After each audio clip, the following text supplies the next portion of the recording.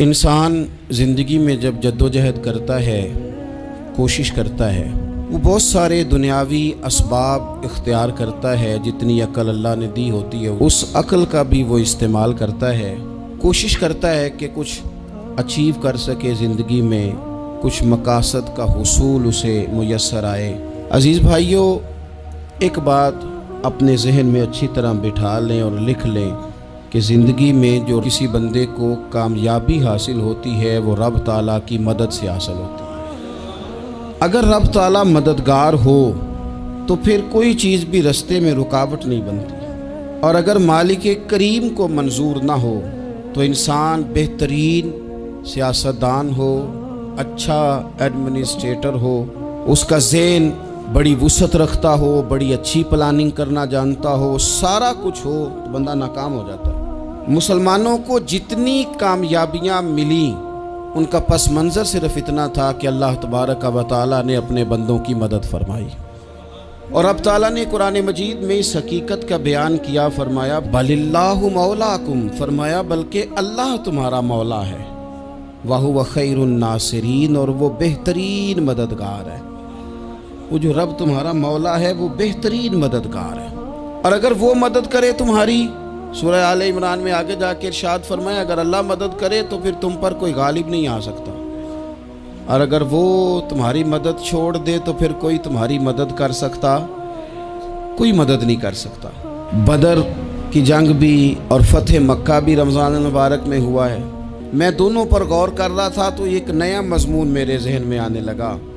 بدر کی جو جنگ ہے اس میں بھی ایک عجیب انقلاب آیا ہے کہ 313 نے 1000 سے مقابلہ کیا، اور جن 1000 سے مقابلہ کیا وہ اسلحے سے لیس تھے، اور یہ جو 313 ہیں ان کے پاس 6 زرہیں، 8 تلواریں، چند گھوڑے، لیکن اللہ نے کامیابی دی تو خود رب نے بیان کیا کس طرح دی، فرمایا وَلَقَدْ نَصَرَكُمُ اللَّهُ بِبَدْرٍ وَأَنْتُمْ أَذِلَّةٌ۔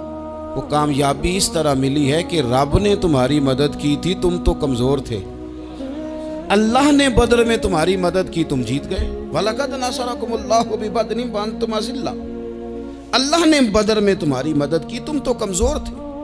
پھر فتح مکہ نصیب ہوئی تو اس میں بھی بہترین منصوبہ بندی نبی پاک علیہ السلام نے فرمائی، بہترین حکمت عملی حضور نے اپنائی، لیکن ہمیں جو اللہ رسول نے بات سمجھائی وہ کیا ہے؟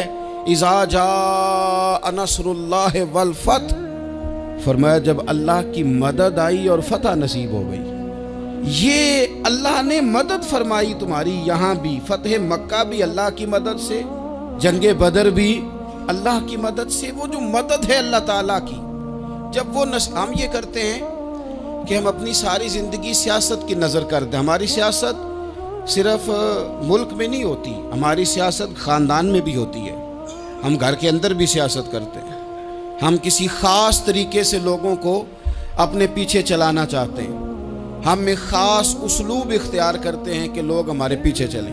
اس کا نقصان ہمیں یہ ہوتا ہے کہ سیاست جو ہوتی ہے یہ شطرنج کے ہیر پھیر کی طرح ہوتی ہے، تو اس کے راز بڑی جلدی کھلنے لگ جاتے ہیں، پتہ چل جاتا ہے کہ بندہ مخلص نہیں تھا، سیاست کر رہا تھا، طریقے سلیقے سے اس نے جوڑ کے رکھا ہوا تھا۔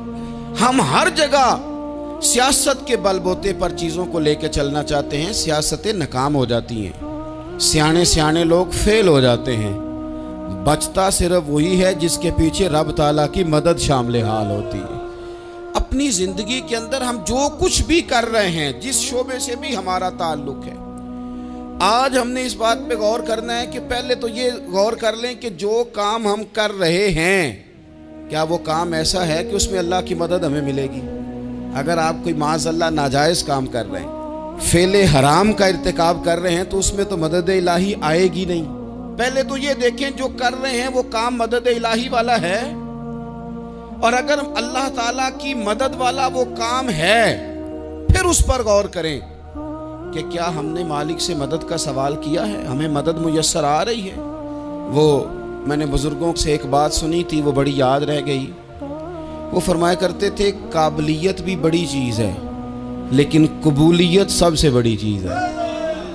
قابل ہونا بھی بڑی بات ہے لیکن زیادہ بڑی بات یہ ہے کہ اس کی بارگاہ میں قبول بھی ہے کہ نہیں۔ اپنی زندگی میں اللہ کی مدد کی طرف بڑھیں، مالک کی مدد کا حصول اختیار کرنے کی کوشش کریں، اللہ کے ساتھ اپنے آپ کو جوڑیں۔ اگر اللہ کی مدد نصیب ہو، یہ جو ہم جتنا ڈرتے رہتے ہیں، سہمے رہتے ہیں، پریشان رہتے ہیں کوئی کیا کر دے گا، ہمارے ہاں نا ہر شعبے میں معاذ اللہ ایک مافیا ہے، الا ماشاء اللہ۔ وہ مافیا کہتا ہے میرے ساتھ ملو گے تو میں چلنے دوں گا، ورنہ میں نہیں چلنے دوں گا، مارکیٹ میں آ ہی نہیں سکتا فلانا بندہ، کیونکہ یہاں ہمارا قبضہ ہے۔ اور میرے بھائی پھر بہت سارے لوگ جن کی نیتیں اور ارادے بڑے اچھے ہوتے ہیں شروع میں، وہ بھی اس مافیا کا شکار ہو جاتے ہیں اور ان کے رنگ میں رنگ جاتے ہیں۔ یاد رکھنا، کسی شخص کی بلیک میلنگ کا کبھی شکار نہ ہونا، کبھی کسی کی میٹھی اور مسجع مکفہ باتوں کا شکار نہ ہونا۔ کوئی کیا کر سکتا ہے اگر اللہ مددگار ہو تو؟ جس کو رب کریم اٹھانا چاہے اسے کوئی گرا سکتا ہے؟ ہم یہ ڈرے ڈرے سہمے پریشان فیصلہ کرنے کی طاقت نہیں، مجھے چلنا چاہیے کہ نہیں، اٹھنا چاہیے کہ نہیں، کرنا چاہیے، اٹھ باندھ کمر کیوں ڈرتا ہے؟ پھر دیکھ خدا کیا کرتا ہے۔ حضرت عبداللہ ابن عباس فرماتے ہیں میرے نبی پاک علیہ السلام نے میری تربیت فرمائی، حضور نے میری تربیت فرمائی، اور محبوب پاک علیہ السلام نے فرمایا عبداللہ یاد رکھنا، یہ نوجوان دوست میری بات لکھ لیں، پریشان لوگ میری بات لکھ لیں، جن کے پاس قوت فیصلہ نہیں وہ اس بات کو لکھ لیں۔ حضرت عبداللہ ابن عباس فرماتے ہیں میرے نبی پاک علیہ السلام نے مجھ سے فرمایا تھا عبداللہ سن، اگر ساری دنیا مل کے تیرا کوئی نفع کرنا چاہے کر نہیں سکتی جب تک میرے رب کی رضا نہ ہو، اور فرمایا ساری دنیا مل کے تیرا کچھ بگاڑنا چاہے تو عبداللہ بگاڑ نہیں سکتی جب تک رب کریم کی حکمت کا تقاضا نہ ہو۔ لوگوں سے ڈرنا، لوگوں کی طرف دیکھنا، ماحول دیکھ کے اپنے راہ کا تعین کرنا، ہر بندے کے خیالات کے مطابق ڈھلنے کی کوشش کرنا، فلانا نہ ناراض ہو جائے، فلانا نہ ناراض ہو جائے، وہ جس نے ہونا ہو جائے، بس رب رسول ناراض نہ ہو۔ اپنی زندگی میں اپنے مالک کو مولا جان کے، بل اللہ مولاکم، اللہ تمہارا مولا ہے، وَهُوَ خَيْرُ النَّاصِرِينَ، وہ بہترین مددگار ہے۔ توجہ جب بھی کریں رب کی جانب کریں، اپنے دل کا قبلہ درست رکھیں، سوچوں کے زاویے سیدھے رکھیں۔ میرے بھائی مالک جب بندوبست کر دینا، جب مالک بندوبست کرتے پھر ایسا بندوبست کرتا ہے کہ لوگوں کے پاس نا چارہ نہیں رہتا۔ حضرت مریم رضی اللہ تعالی عنہا پاک باز تھیں، مسجد میں رہی تھیں، پر مالک کی حکمت کے تقاضے بڑے عجیب ہے نا۔ پھر جناب مریم کو اللہ تعالیٰ نے بغیر شوہر کے اولاد عطا کر دی۔ یہ بات ہی ایسی تھی، وہ کسی نے کہا تھا کہ مخلوق تو فنکار ہے اس درجہ کے پل بھر میں سنگے در کعبہ سے بھی اصنام تراشے، تم کون ہو کیا چیز ہے داغ کبابی، لوگوں نے تو مریم پہ بھی الزام تراشے۔ تو لوگوں نے کہا کدھر سے لے آئی بچہ، تیرا باپ تو ایسا نہیں تھا، کہاں سے لے آئی؟ اللہ کرے میں آپ کو سمجھا سکوں، ذرا اپنے آپ کو وہاں کھڑا کریں کہ ایک پاک باز عورت، پاک باپ کی بیٹی، طیب ماں کی بیٹی، اور اللہ کے گھر میں پرورش پانے والی خاتون، ایک وہ وقت اور ایک یہ وقت کہ اس عورت کو کٹہرے میں کھڑا کر کے پوچھا جا رہا ہے کہ معاذ اللہ تیری گود میں بچہ جائز نہیں ہے، کہاں سے لائی ہے؟ اب خود سے صفائیاں بندہ کتنی کو دے، کتنی کو وضاحتیں کرے۔ اور میں نے تو اپنی زندگی میں دیکھا ہے زیادہ وضاحت دینے والے کو بھی لوگ جھوٹا سمجھنے لگ جاتے ہیں، زیادہ وضاحت دینے پر بھی لوگ کمزوری کا اظہار سمجھتے ہیں کہ کمزور پڑ گیا۔ آپ صلح کی کوشش کرتے ہیں، سامنے والا بزدل سمجھ لیتا ہے، زیادہ وضاحتیں بھی کمزور کر دیتی ہیں۔ اب حضرت مریم کو کٹہرے میں کھڑا کر کے کہا بچہ کس کا ہے؟ تو پھر خدا بندوبست جب کرے، اللہ جب مددگار ہو، تو پھر حضرت مریم کی گواہی درختوں سے نہیں دلوائی، اس نے پتوں سے نہیں دلوائی، پھر فرشتے نہیں بھیجے۔ حضرت مریم کہنے لگی مجھ سے نہ پوچھو، وہ جو پنگوڑے میں ہے اسی سے پوچھ لو، ان سے پوچھو نا، وہ کون ہے پوچھ لو، ان سے کر لو سوال۔ انہوں نے کہا پنگوڑے میں چند دنوں کا بچہ یہ جواب دے گا؟ مددگار تھا رب، ان کی برات کا اعلان کرنا تھا مالک نے، اور جب مالک اعلان کر دے، جب مالک تیری صفائی دینا چاہے، جب مالک تجھے دنیا کے سامنے نکھارنا چاہے، تو पंगूड़े में लेटे हजरत ईसा बोल के कहने लगे इन्नी अब्दुल्लाह आतानियल किताबा, फरमाया मैं अल्लाह का बंदा हूँ, रब ने मुझे किताब अता करके नबी बना के दुनिया में भेजा है। मैं अल्लाह का बंदा हूँ, किताब लेके आया हूँ, नबी बन के आया। फिर पंगूड़े से ऐलान हो गया, फिर बच्चा बोल पड़ा। और ये एक दफा नहीं बात हुई, ये बनी इसराइल में एक जुरैज नाम के शख्स भी थे जो नमाज पढ़ रहे थे। बाज ने लिखा है नफल नमाज थी, अम्मा ने पुकारा तो आए नहीं, तो माँ के मुंह से निकल गया तू उतनी देर तक मरेगा नहीं जब तक किसी बेहया औरत का मुंह ना देख ले। तो वो इबादत गुजार थे, लेकिन लोगों ने उनकी इबादत, रियाजत, परहेजगारी को नहीं देखा। बस एक औरत को भेज के इल्ज़ाम लगवा दिया। वो औरत आया जाया करती थी, अब आ जाती हैं औरतें, मसला पूछने की नीयत से भी आ जाती हैं। माहौल में कुछ जगह ऐसी भी हैं जहां औरतें दम कराने के बहाने आ जाती हैं। वो खातून आती जाती थी उस खानकाह पे, आस्ताने पे, ये बुखारी में मौजूद है। पर उसने कहा मेरी गोद में जो बच्चा है ये इन्हीं का है। मुझे बताएं कैसे बंदा वजाहत दे। हालात ख़राब हो गए, लोग कुटिया जलाने लगे, माहौल और तरह का बन गया। मेरे नबी पाक अलैहिस्सलाम फरमाते हैं फिर उस रब के बंदे ने कहा मालिक तू करीम है, तेरी मशीयत का तकाजा आया जो मेरी माँ ने जुमले बोले थे, पर अब मैं वजाहत देने के काबिल नहीं रहा। अब तू ही करम करेगा तो दरवाज़ा खुलेगा। तो वो चंद दिनों का बच्चा पंगूड़े में बोल के कहने लगा मैं इस दरवेश का नहीं, मैं तो फलाने चरवाहे का बच्चा हूँ, वो जो बकरियां चराता है। रब की मदद को पुकारें, अपने साथ अपने मालिक की मदद को शामिल करें, थोड़े रिस्क पर भी गुजारा अच्छा होने लग जाएगा। सारे लोग आपको गिराने की तदबीरें कर रहे होंगे और मालिक आपको इज्जतें अता फरमा देगा। उसकी बारगाह से हिकमत का तकाजा और हो जाएगा। हमने सारी जिंदगी लोगों को राजी करने में गुजार दी, सारी जिंदगी बुढ़ापा आ गया बच्चों को पालते, और बच्चों ने आखिरी उम्र में कह दिया अब्बा अगर कोई ढब का काम कर लेते तो आज हमारे दिन भी फिर न जाते। सारी जिंदगी गुजार दी बहन भाइयों को राजी करने में, सारी जिंदगी गुजार दी जिम्मेदारियां उठाने में। उनको 99 दफा दिया, एक दफा नहीं दिया तो उन्होंने कह दिया तूने तो कभी दिया ही नहीं, तू था ही नहीं। सारी जिंदगी मोहल्लेदारों, इलाके वालों को राजी करने में गुजार दी।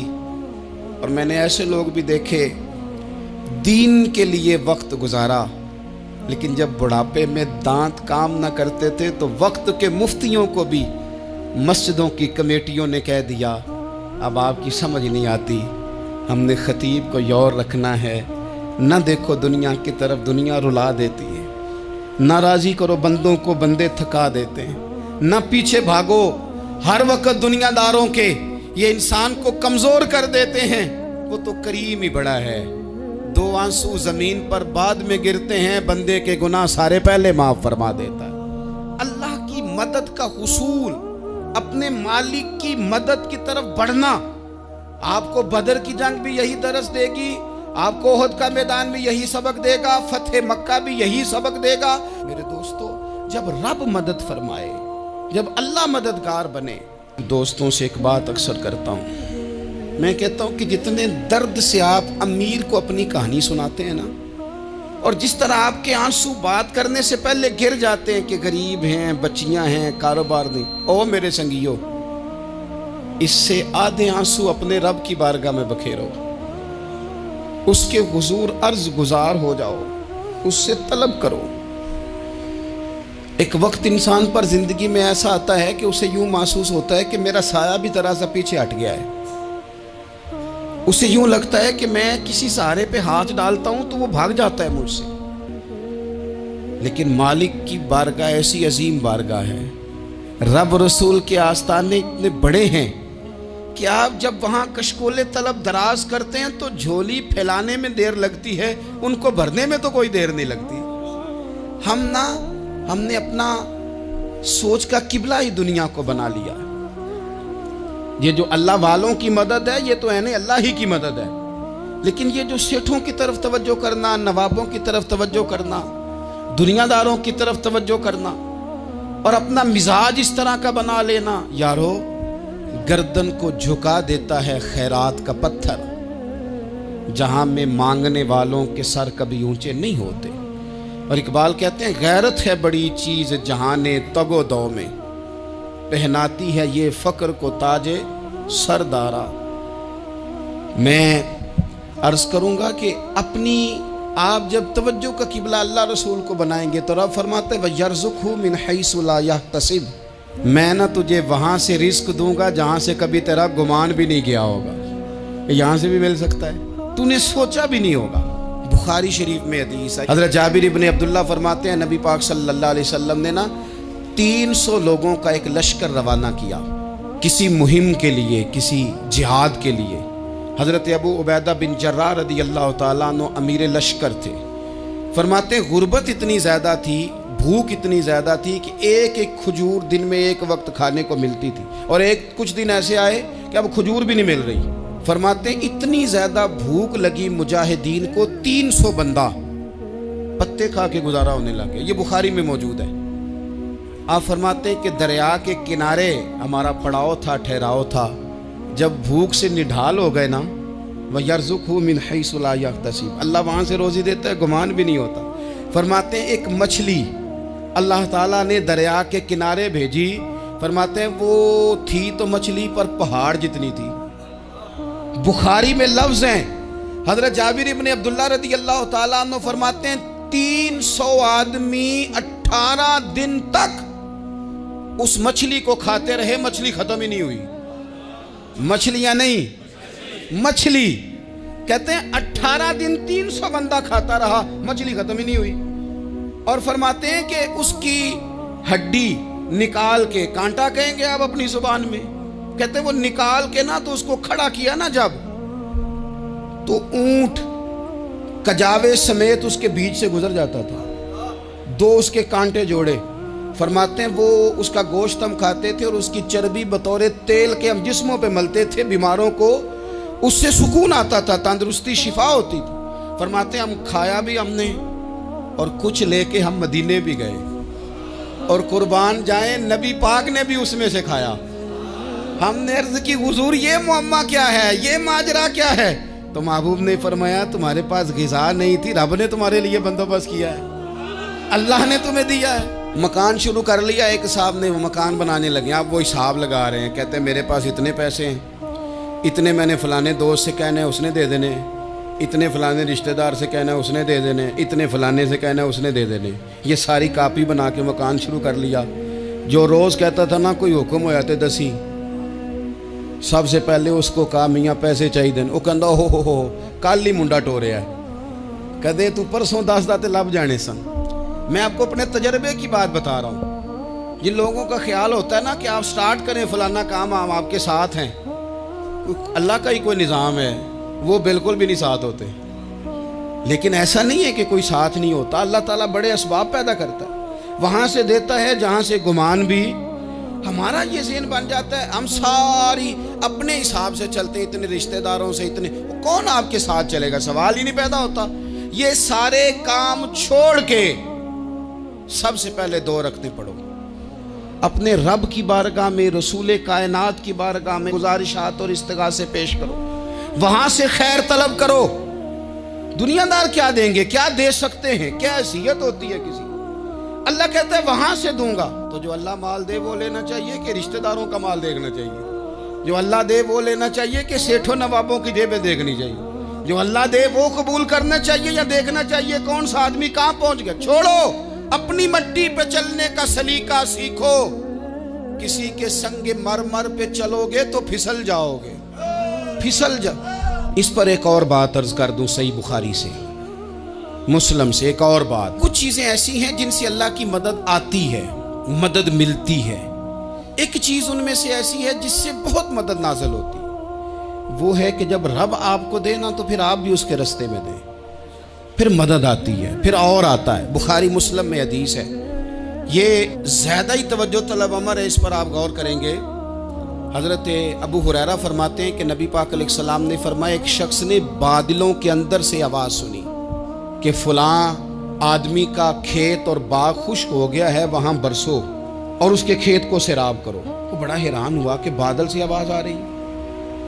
پھر اس نے دیکھا کہ ایک پہاڑی پر بارش ہوئی، وہ بادل وہاں برسا، پھر نالیوں سے ہوتا ہوا پانی ایک طرف چلا تو جس نے آواز سنی تھی حضور بیان کر رہے ہیں، وہ بھی پیچھے پیچھے چلا کہ پانی کدھر جا رہا ہے۔ اس نے جا کے دیکھا کہ ایک مقام پہ ایک باغ کو وہ پانی لگ رہا ہے اور ایک آدمی وہ پانی لگا رہا ہے۔ اس نے اس سے پوچھا تیرا نام کیا ہے؟ اس نے کہا کیوں؟ کہنے لگا بتا نا۔ اس نے نام بتایا تو کہنے لگا یہی تو وہ نام ہے جو میں نے بادلوں کے اندر سے سنا ہے کہ فلاں کے کھیت کو پانی دے دو۔ اس نے کہا یار تو کیا عمل کرتا ہے کہ اسپیشل تیرے لیے بارش برسے؟ یہ بخاری پڑھ رہا ہوں، سیاستہ سے حدیث عرض کر رہا ہوں۔ اس سے پوچھا تو کیا کام کرتا ہے کہ جناب اللہ تبارک و تعالیٰ کا حکم کرم آیا کہ خاص تیرے لیے پانی برسے اور تیرے کھیت کو سیراب کرے؟ تو اس نے کہا چھوٹا ذمہ دار ہوں، پر جب فصل اگتی ہے تو 3 حصے کرتا ہوں۔ ایک حصہ اپنے بال بچوں پہ، بہن بھائیوں پہ خرچ کرتا ہوں، ایک حصہ پورا، اور ایک حصہ دوبارہ کاشتکاری پہ لگاتا ہوں، اور تیسرا حصہ خالص میں نے مسکینوں، یتیموں اور غریبوں کے لیے رکھا ہوا ہے۔ وہ جو تیسرا حصہ اللہ کرے آپ سمجھیں، وہ رب کے بندوں پہ تیسرا حصہ خرچ کرتا ہے نا، تو کریم مالک نے فرمایا جہاں سے غریب کا حصہ جاتا ہے وہ کھیت خشک نہیں رہنا چاہیے، وہ جہاں سے مسکین روٹی کھاتے ہیں وہ خشک نہ رہے، جہاں سے یتیموں کو کچھ آتا ہے کہیں اس کی فصل رہ نہ جائے۔ میں اور آپ بھی اگر اپنے مال میں مسکینوں، یتیموں، غریبوں کے حصے رکھ لیں گے تو فصلیں خشک نہیں رہیں گی، ان کے اندر تازگی آئے گی، نور آئے گا، کرم آئے گا، خاص کر خدا کی رحمت برسے گی۔ مدد اللہ سے چاہیں، اپنی توجہات کا مرکز رب رسول کی ذات کو بنائیں، پھر آپ محسوس کریں گے کہ بڑی جلدی اللہ تعالیٰ کی مدد آنے لگی ہے۔ کبھی آپ صرف کہہ دیں نا میرا رب میرے ساتھ ہے، اس لفظ میں اتنی طاقت ہے کہ دشمن ویسے زہر ہو جاتا ہے۔ زندگی میں کسی سے بھی لڑائی ہو، اچھی طرح سوچ لیں کہ اللہ اس طرف ہے یا اس طرف ہے۔ اگر آپ زیادتی پہ ہیں تو پھر رب مظلوم کی جانب ہے۔ اگر اللہ کی مدد آپ کے ساتھ ہے تو دنیا کی کوئی طاقت آپ کو گرا نہیں سکتی، اور اگر آپ مظلوم کے مقابلے میں ظالم بن کے آپ کھڑے ہو گئے ہیں اور آپ نے رویہ وہ اختیار کیا ہے کہ جس میں مدد نہیں آئے گی، تو پھر یاد رکھ لیں کہ آپ کوئی بھی ہیں، کہاں بھی ہیں، آپ کمزور ہیں۔ طاقتور تھے ابتدائے اسلام میں، ظاہری طاقت تھی کفار مکہ کے پاس، وہ ڈنڈوں سے مارتے تھے غریبوں کو، ان کے ہاتھوں میں ڈنڈے تھے، پر خدائی طاقت ان مظلوموں کے ساتھ تھی۔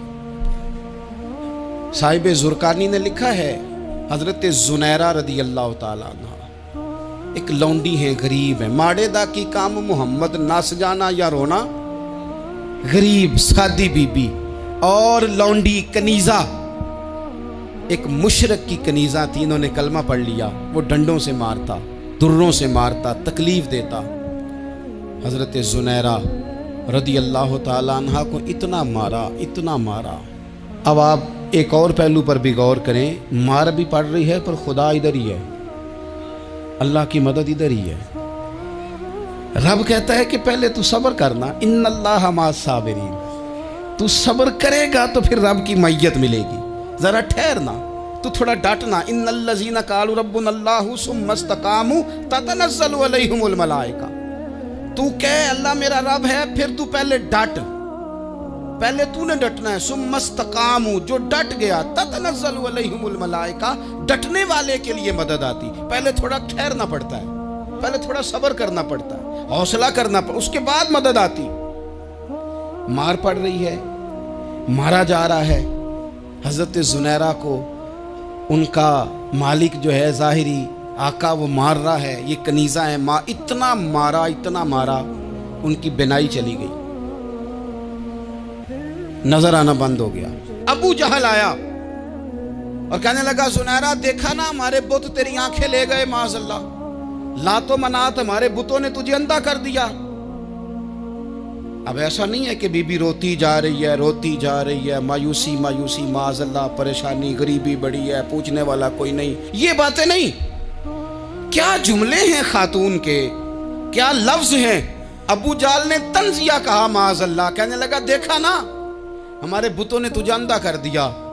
تو جناب زنیرہ آنکھوں کی بینائی گئی ہے، رات کو گئی ہے، دکھ ابھی تازہ ہے، لیکن اللہ پہ جو توکل ہے، اپنے مالک سے جو رشتہ ہے، وہ اتنا مضبوط ہے، اتنا طاقتور ہے، اس میں اتنی گہرائی ہے کہ حضرت زنیرہ بول کے نا اتنی قوت سے بولی، اتنی طاقت سے بولی کہ پورے کفر پر لرزہ طاری ہو گیا۔ فرمانے لگی تمہارے بتوں کی کیا اوقات ہے کہ وہ میری بینائی لے جائیں؟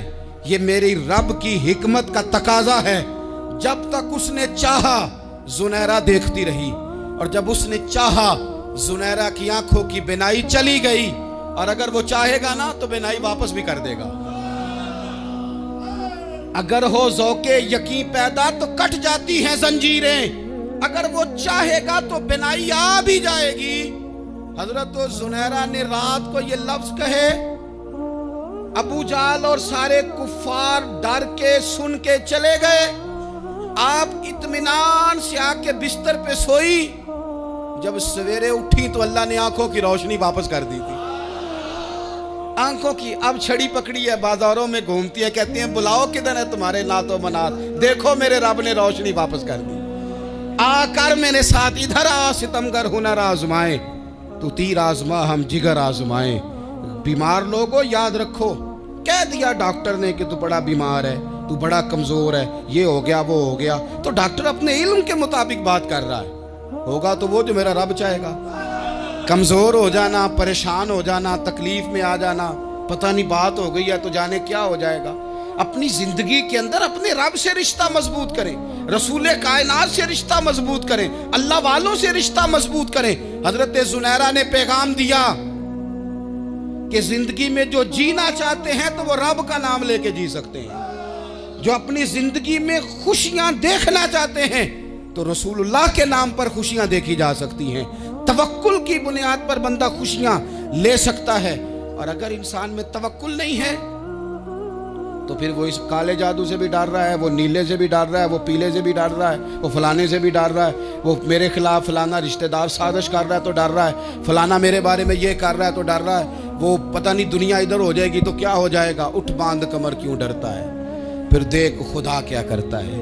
تو اس ساری گفتگو کا نچوڑ آپ کو یہ عرض کیا ہے، سب سے پہلے تو یہ کہ میدانوں میں مدد بھی اللہ کی، رزق میں مدد بھی اللہ کی، فصلیں خشک ہوں تو مدد پھر بھی اللہ کرے، تو پھر ساری مدد، اور اگر انسان بیمار ہو تو پھر بھی مدد اللہ کی۔ تو اپنے اللہ کی جانب توجہ کو بڑھائیں، آپ اللہ سے مدد کے سوالی بنیں۔ ترمذی کی ایک حدیث ہے، میں آپ کو زندگی کا تجربہ بتاتا ہوں کہ جب میں بڑا پریشان ہوتا ہوں تو یہ والی روایت کھول لیتا ہوں، مزہ دیتی ہے۔ میرے نبی پاک علیہ السلام نے فرمایا اپنے دکھ سیٹھوں نوابوں کو نہ کہنا، مالداروں کا نہ کہنا، ورنہ اللہ تمہیں کبھی غنی نہیں کرے گا۔ فرمایا اپنے دکھ اپنے رب کی بارگاہ میں عرض کرنا، جلدی کرے یا دیر سے کرے اللہ تمہیں لوگوں سے بے نیاز کر دے گا، اللہ تمہیں غنی کر دے گا۔ رات کو بیٹھو نا اس کی بارگاہ میں، اسے دکھڑے سناؤ، چھوٹی چھوٹی باتیں۔ حضور نے فرمایا نمک بھی مانگو تو رب سے مانگو، چھوٹی چھوٹی بات سے شروع کرو نا۔ جب بندہ شروع کرتا ہے نا چھوٹی چھوٹی چیزیں تو بڑی ساری چیزیں یہ اس طرح ہوتا ہے جیسے بندہ رب سے گفتگو کر رہا ہے، مالک مجھے یہ چاہیے، مالک میں یہاں کمزور ہوں، اللہ میں یہاں پریشان ہوں۔ آپ یہ کر کے تو دیکھیں، لمبی لمبی دعائیں مانگ کے تو دیکھیں، اس کے حضور جوڑ کے تو دیکھیں، آپ دیکھیں گے راحت کتنی ہے، سکون کتنا ہے۔